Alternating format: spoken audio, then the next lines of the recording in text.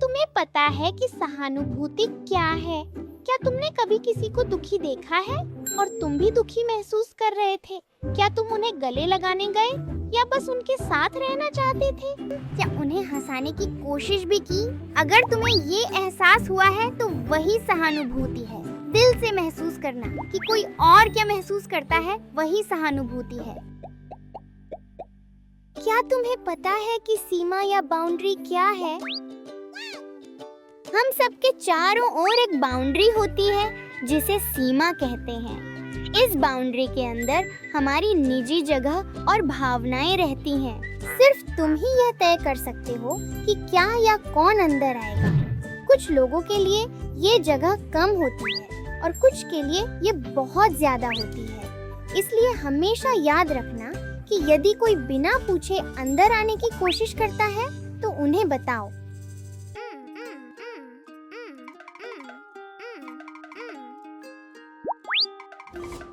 ओह वाह, उन चमकदार कंकड़ों को देखो, वे कितने कूल लग रहे हैं। मेरे दोस्त भी इन्हें देखने के लिए यहाँ हैं, लेकिन मैं उनके साथ बांटना नहीं चाहता। नहीं, नहीं, नहीं, ये सब मेरे हैं। मैं इनसे जैसे चाहूँ वैसे खेल सकता हूँ, कोई बांटना नहीं। सारी मस्ती मेरी है, लेकिन अब मुझे बोरियत महसूस हो रही है। अपने दोस्तों के बिना अकेले खेलने में उतना मजा नहीं है, बिल्कुल मजेदार नहीं। आउच, जोर से लग गया, दर्द हो रहा है। मैं ऊब गया हूँ और अब दर्द में भी हूँ। अरे नहीं, ये क्या हो रहा है? शायद अकेले खेलते समय बांटना चाहिए। यह ऐसा है जैसे हम अपने खुद के बुलबुले में हैं। लेकिन अगर हम अपने दोस्तों को अंदर आने दें तो हर किसी के लिए और भी अधिक मजा है। बांटना और बारी बारी से खेलना खेल को और अधिक मजेदार बनाता है। ये चारों ओर खुशी फैलाने जैसा है और बहुत सारी गुदगुदी भी। कम धक्के और ज्यादा मजा। साझा करना सभी के लिए मजेदार है। अगली बार मिलते हैं सभी से। नए दोस्त बनाना बहुत मजेदार हो सकता है, लेकिन कभी-कभी ये थोड़ा मुश्किल लगता है ना? चलो, ई, मो और मी आपको नए दोस्त बनाने और ज्यादा दोस्त बनाने के लिए कुछ आसान टिप्स देने वाले हैं। अगर वह स्कूल में हो, पार्क में हो या कहीं और, आप सीखेंगे कि दोस्त कैसे बने और एक अच्छा दोस्त कैसे बने। अलग अलग शुरू होते हैं। शेयर करना। ई सैंड में खिलौनों के साथ बैठी थी। मो अपने टेडी बेयर के साथ पास में बैठा ई को खेलता देख रहा था और शेयर करने के बारे में सोच रहा था। ई अपने घोड़े के साथ खेल रही थी, उसे धीरे धीरे चला रही थी। मो देख रहा था और मुस्कुरा रहा था। ई ने बड़े खुश होकर घोड़ा आगे बढ़ाया। ई ने पूछा, क्या तुम भी खेलना चाहते हो? मो ने खुशी से मुस्कुराकर शेयर किया। उसने ई को अपना टेडी दिया। यह बिल्कुल सही लगा। शामिल होने का अनुरोध करना। मी सैंडबॉक्स के पास खड़ा मो को खेलते हुए देख रहा था। मो अपने खास तरीके से किला बना रहे थे। मी हल्के से मुस्कुराया, थोड़ा शर्माते हुए सोचा, मैं इसे आजमाना चाहूंगा। हल्की सी वेव करके और आशापूर्ण तरीके से कहा, क्या मैं आज आपके साथ खेल सकता हूँ? मो ने खुश होकर ऊपर देखा, जगह थपथपाई और मी को अंदर आने दिया। साथ में वे खेले, दोनों खुश और उज्जवल, दिखाते हुए कि पूछना हमेशा सही होता है। माफ कीजिए का उपयोग करना। ई स्लाइड के ऊपर खड़ी थी। मो और मी पास में खेल रहे थे। ई जाना चाहती थी लेकिन टक्कर नहीं मारना चाहती थी, तो उसने एक पल के लिए सोचा और पुकारा, माफ कीजिए। उसकी आवाज जोरदार और साफ थी। मो और मी ने ऊपर देखा और ई बिना डर के स्लाइड कर सकती थी। बारी बारी से ई एक ऊंचा चमकदार टावर बना रही थी, एक ब्लॉक के बाद दूसरा। ई ने एक लाल ब्लॉक उठाया। मो ने नीले की ओर इशारा किया। मुस्कानें शेयर की गई जैसे जैसे टावर बढ़ता गया। ई ने लाल ब्लॉक को सावधानी और सुंदरता से रखा। फिर मो की बारी आई। उसके चेहरे पर बड़ी मुस्कान। लाल पर नीला, टावर ऊंची खड़ी थी। बारी बारी से करना सभी के लिए मजेदार था। हाय कहते हुए और मुस्कुराते हुए। मो नीचे फिसल रहे थे। कुछ मजा ले रहे थे। चमकते और आरामदायक पार्क की धूप के नीचे ई दौड़कर आई। मो ने उसे आते देखा और सोचा। मो अनिश्चित दिखाई दिया। उसकी भौहें ऊंची उठ गईं, लेकिन फिर ई ने हाथ हिलाया और कहा हाय। उसने एक बड़ी मुस्कान दी। उसका चेहरा इतना उज्जवल। मो ने भी मुस्कुराया। यह महसूस हुआ कि सब कुछ सही है। पहला कदम बढ़ाते हुए मी पार्क में अकेला खेल रहा था, घर से दूर। उसने ई को चुपचाप बैठे हुए देखा। वह नीचे देखने लगी, बहुत उत्साहित महसूस नहीं कर रही थी। मी ने सोचा, मुझे क्या करना चाहिए, मैं पहला कदम उठाऊंगा। इसलिए वह धीरे धीरे और शांति से आगे बढ़ा और पूछा, हाय, क्या तुम खेलना चाहोगे? ई ने ऊपर देखा। उसकी आंखें इतनी चमकदार, उसका चेहरा अब रोशनी से भरपूर मुस्कुरा रही थी। हाँ, उसने कहा, चलो खेलते हैं, बस ऐसे ही। वे आज दोस्त बन गए। प्लीज बोलना। ई ने एक बहुत ऊंचा टावर बनाया था, रंग बिरंगे ब्लॉकों से। मो हाथ में ब्लॉकों से भरी बाल्टी लिए पास खड़ा था। ई ने नीले ब्लॉक की ओर इशारा किया, जोड़ने के लिए एकदम सही टुकड़ा।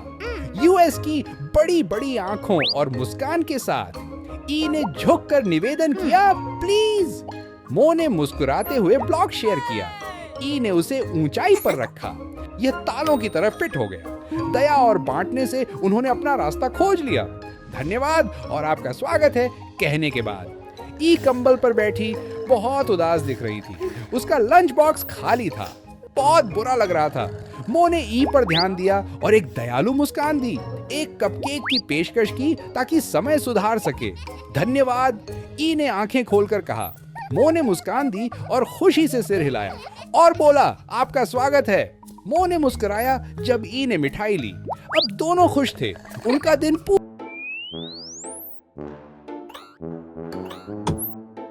क्या आपने कभी महसूस किया है कि जब लाइट बंद होती है तो बिस्तर के नीचे कोई राक्षस छिपा हुआ है?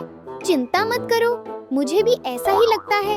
लेकिन बड़ा सवाल ये है कि हम अंधेरे से क्यों डरते हैं? चलो पता लगाते हैं। अंधेरे से डरना वास्तव में आपके दिमाग का आपको सुरक्षित रखने की कोशिश करना है। आपके ब्रेन का एक छोटा हिस्सा है जिसे एमिगडाला कहा जाता है। यह खतरे के लिए एक अलार्म सिस्टम की तरह है। जब अंधेरा होता है, एमिगडाला अतिरिक्त मेहनत करता है क्योंकि इसे पता नहीं होता कि वहाँ बाहर क्या है। यह सोचता है, सावधान रहना बेहतर है। यही कारण है कि आपका दिल तेजी से धड़क सकता है और आपको चौंकने जैसा महसूस हो सकता है। लेकिन बात यह है कि ज्यादातर समय वहाँ अंधेरे में वास्तव में कोई खतरा नहीं होता है। अंधेरे का हमारा डर उस समय से आता है जब इंसान गुफाओं में रहते थे। तब अंधकार का अर्थ था जंगली जानवर या अन्य खतरे। इसलिए सतर्क रहना उनके लिए जीवित रहने में मददगार था। आज हम बहुत सुरक्षित हैं, लेकिन हमारा दिमाग अभी भी ऐसा व्यवहार करता है जैसे हम जंगल में हैं। यह परछाइयों या डरावनी चीजों की कल्पना करता है, भले ही वह सिर्फ एक कुर्सी हो या दरवाजे पर लटका हुआ आपका जैकेट। अंधेरा हमें नुकसान नहीं पहुंचा सकता, लेकिन हमारी कल्पना उसे ऐसा महसूस कराती है। अगर आपको अंधेरे से डर लग रहा है तो आप यह कर सकते हैं। 1. नाइट लाइट का उपयोग करें। आपकी आंखें इसके अनुकूल हो जाएंगी और यह कम डरावना लगेगा। 2. एक विशेष मंत्र का अभ्यास करें जिसे नाम दो और काबू करो कहते हैं। कहें, मुझे डर लग रहा है लेकिन मैं सुरक्षित हूँ। 3. अपने दिमाग की अलार्म प्रणाली को शांत करने के लिए धीरे धीरे सांस लें। हर सांस के साथ अलार्म सो जाता है। क्या आप जानते हैं कि कुछ जानवरों के पास नाइट विजन होता है? उल्लू और बिल्ली अंधेरे में हमसे कहीं बेहतर देख सकते हैं। उन्हें वास्तव में अंधेरा पसंद है। और अगर आप जानना चाहते हैं कि हमारा दिमाग डर को कैसे संभालता है, तो इमोशंस पर एक किताब पढ़ें या किसी बड़े से वीडियो खोजने में मदद मांगे। तो अंधेरा वास्तव में डरावना नहीं है, ये बस हमारे दिमाग को थोड़ा अधिक काम कराता है। मेरे साथ सीखने के लिए धन्यवाद। अच्छी नींद लें और अगली बार मिलते हैं। क्या आपको पता है कि बेसब्री क्या होती है? कभी कभी जब आप बेसब्री महसूस करते हैं तो आप अपने पैर थपथपाते हैं, अपनी बाहें क्रॉस कर लेते हैं या परेशान चेहरा बनाते हैं। आप कहते हैं, मेरा नंबर कब आएगा? यह इतना समय क्यों ले रहा है? ऐसा महसूस होना सामान्य है। जब आप बेसब्री महसूस करते हैं तो तो ऐसा लगता है जैसे आपके अंदर एक हिलता डुलता कीड़ा हो जो बिल्कुल स्थिर नहीं रह सकता।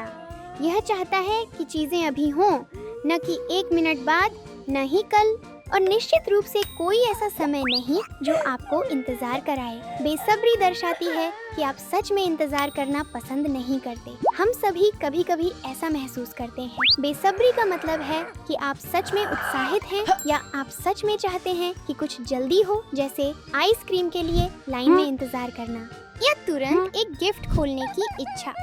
बेसब्री एक ऐसी चीज है जिसे हम सभी महसूस करते हैं। जब हमारे अंदर का वह बेचैन कीड़ा बस हिलना बंद नहीं करता, तो हम क्या कर सकते हैं? पहले एक लंबी गहरी सांस लें।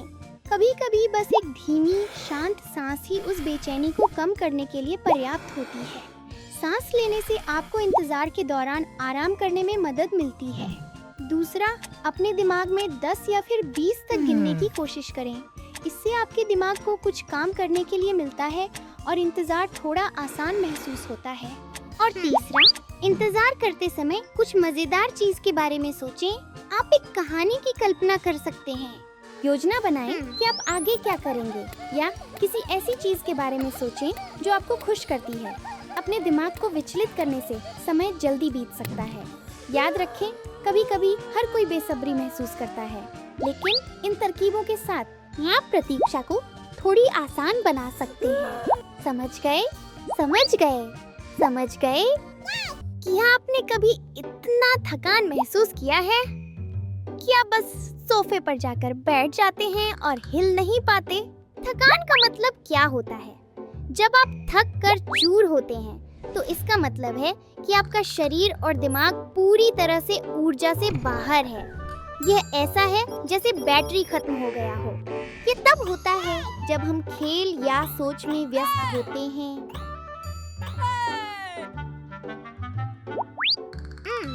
या फिर बस बहुत देर तक जागते रहना। आपका दिमाग आपके शरीर को संकेत भेजता है, कहता है आराम करने का समय है। आपके दिमाग में एक हिस्सा होता है जिसे प्रीफ्रंटल कॉर्टेक्स कहते हैं। यह वह हिस्सा है जो आपको सोचने, निर्णय लेने और समस्याओं को हल करने में मदद करता है। जब आपको आराम नहीं मिलता, तो आपके दिमाग का यह हिस्सा धीमा पड़ जाता है, जिससे फोकस करना मुश्किल हो जाता है। इसके अलावा जब आप पूरी तरह से थके होते हैं, तो आपका शरीर स्ट्रेस हार्मोन जैसे कि कोर्टिसोल छोड़ सकता है, जिससे आप चिड़चिड़े महसूस कर सकते हैं। यही कारण है कि आराम इतना महत्वपूर्ण है। ये आपके दिमाग को रिचार्ज करता है और आपके शरीर को फिर से शांत महसूस करने में मदद करता है। जब आप सोते हैं, तो आपका दिमाग कचरा साफ करता है और यादों को व्यवस्थित करता है। यह एक सफाई दल की तरह है। और यहाँ कुछ मजेदार है।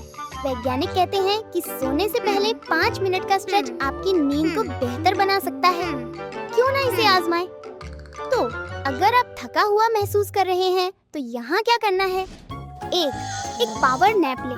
सिर्फ 20 मिनट आपके दिमाग को रिचार्ज करने में मदद कर सकते हैं। पानी पिए, क्योंकि आपके शरीर को ठीक से काम करने के लिए इसकी जरूरत होती है। ऊर्जा टैंक को फिर से भरने के लिए कुछ हेल्दी खाएं, जैसे फल या नट्स। और यहाँ एक भविष्य के लिए टिप है, हर रात समय पर सोने की कोशिश करें। और अगर आपको सोने में परेशानी हो रही है, तो एक इमोमी स्लीप स्टोरी सुनने की कोशिश करें। तो आपका दिमाग और शरीर हमेशा नई रोमांचक चीजों के लिए तैयार रहते हैं। अब आप जानते हैं थकान का मतलब क्या होता है। यह आपका शरीर कह रहा है, अरे मुझे कुछ आराम चाहिए।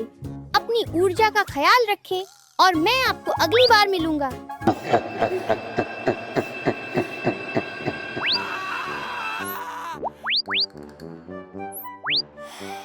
मैं सो रहा था और फिर मैंने एक सपना देखा, और उस सपने में एक बड़ा दानव मुझे बिस्तर पर निगलने वाला था। क्या ऐसा कभी आपके साथ हुआ है, जहां आप एक सामान्य सपना देख रहे थे और वह अचानक डरावना बन गया? कभी-कभी मुझे लगता है कि एक बड़ा दानव मेरा पीछा कर रहा है। कभी-कभी मुझे बुरे सपने आते हैं, लेकिन क्या आप जानते हैं कि सपने डरावने कैसे बन जाते हैं? आपको क्या लगता है कि इनका क्या मतलब होता है? क्या मेरा दिमाग मुझे कुछ बताने की कोशिश कर रहा है या मुझे डराने की कोशिश कर रहा है? आइए देखें कि जब ये डरावने सपने आते हैं तो मेरे दिमाग में क्या होता है। क्या आपने कभी सोचा है कि आपके दिमाग को पता कैसे चलता है कि पूरे दिन में हुई चीजों का क्या करना है? मैं बहुत सारी चीजें महसूस करता हूँ, बहुत सारी चीजों के बारे में सोचता हूँ और कभी-कभी तो बेतरतीब ख्याल भी आते हैं। लेकिन यह सब कहाँ जाता है? आपके दिमाग का यह छोटा हिस्सा हिप्पोकैम्पस कहलाता है। और अंदाजा लगाइए क्या, यह आपके दिमाग की किताबों की अलमारी जैसा है। यह आपको सभी प्रकार की चीजें याद रखने में मदद करता है, जैसे आपने नाश्ते में क्या खाया या आपको कैसा लगा जब आपने किसी दोस्त को देखा। है ना कितनी कमाल की बात? दिन के दौरान आपका दिमाग आपके अनुभव की हर चीज इकट्ठा करता है, भावनाएं, विचार, यादें और यहाँ तक कि छोटी चीजें जो गैर जरूरी लग सकती हैं। लेकिन जब दिन समाप्त होता है, आगे क्या होता है? अगर आप किसी टेस्ट या घर पर किसी बड़ी चीज को लेकर चिंतित महसूस कर रहे हैं, तो हिप्पोकैम्पस उन भावनाओं और विचारों को सामने ला सकता है। और यह क्या करता है? यह उन्हें मिलाकर सपनों में बदल देता है। तो शायद वह राक्षस जो आपका पीछा कर रहा है, आपके दिमाग का यह कहने का तरीका हो सकता है। चलो इन सभी भावनाओं पर काम करते हैं। लेकिन जब हमें बुरा सपना आता है, तब हम क्या कर सकते हैं? सबसे पहले चिंता मत करो। डरावने सपने डरावने हो सकते हैं, लेकिन वे सिर्फ सपने हैं। उनके बारे में किसी दोस्त या बड़े के साथ बात करना मदद कर सकता है। अपने बुरे सपनों को साझा करने से वे कम डरावने और बस एक मजेदार कहानी की तरह लगते हैं। अब सोने से पहले आराम करने की कोशिश कर सकते हैं।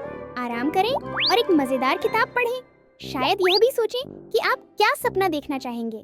याद रखें, बुरे सपने असली नहीं होते और आप हमेशा इस बात पर नियंत्रण रखते हैं कि आप कैसा महसूस करते हैं। डरावने सपने सिर्फ अजीब कहानियां नहीं हैं, वे आपके दिमाग को यह समझने में मदद करते हैं कि आपने जो कुछ भी सोचा और महसूस किया है, उसके साथ क्या करना है।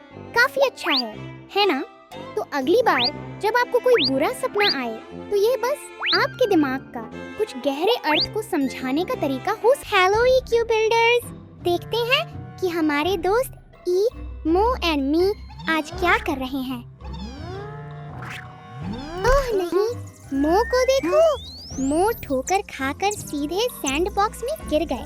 सबने मो को गिरते हुए देखा। मो के गुलाबी गाल और कांपते हुए होंठ देखो। मो को वो असहज ओह वाली भावना हो रही है। वही भावना जो मो को अभी महसूस हो रही है, उसे हम शर्मिंदगी कहते हैं। शर्मिंदगी कपड़ों पर लगे दाग की तरह महसूस हो सकती है। कभी कभी दाग छोटा होता है, कभी कभी यह बहुत बड़ा लगता है, जैसे आपकी शर्ट पर एक बड़ा धब्बा। यह हमें थोड़ा उदास महसूस करा सकता है। लेकिन क्या आप जानते हैं, जैसे हम एक दाग को धो सकते हैं, वैसे ही हम शर्मिंदगी की भावनाओं को भी धो सकते हैं। यहाँ कुछ सुझाव दिए गए हैं जो शर्मिंदगी को दूर करने में मदद कर सकते हैं। पहले इसे हंसी में उड़ा दें। मजाकिया पल पर हंसना आपको हल्का महसूस करा सकता है। बस सोचिए। खैर, वह एक मजेदार गिरावट थी। और अंदाजा लगाइए, क्या कभी कभी हर कोई गिरता है। अपने प्रति दयालु बने। कल्पना करें कि अगर आपका कोई मित्र निराश महसूस कर रहा होता, तो आप उससे क्या कहते? खुद से कहें, कभी कभी सभी गिरते हैं। जब हम अपने आप के साथ वैसा ही अच्छा व्यवहार करते हैं जैसे एक मित्र के साथ करते हैं, तो शर्मिंदगी कम होती है। गहरी सांस लें। जब आपको शर्मिंदगी महसूस हो, रुकें और साहस की एक गहरी सांस लें। एक गहरी लंबी सांस जो आपको मजबूत महसूस कराती है। अपनी आंखें बंद करें, गहरी सांस लें और शर्मिंदगी को उड़ा दें। साहस की सांस लेने से वह शर्मिंदगी कम हो जाती है और आपको मजबूत और आगे बढ़ने के लिए तैयार महसूस होता है। और जैसे शर्ट फिर से साफ और चमकदार हो जाती है, आप अपने भावनाओं के बारे में बात करके, खुद के प्रति दयालु रहकर और आपने जो अच्छे काम किए हैं उन्हें याद करके बेहतर महसूस कर सकते हैं। तो जब भी आपको शर्मिंदगी महसूस हो, इसे धोने के लिए इन सुझावों का उपयोग करें। मूवी को लाइक, शेयर और सब्सक्राइब करना न भूलें और अपने EQ को एक कदम आगे बढ़ाते रहें। अगली बार मिलते हैं EQ बिल्डर्स।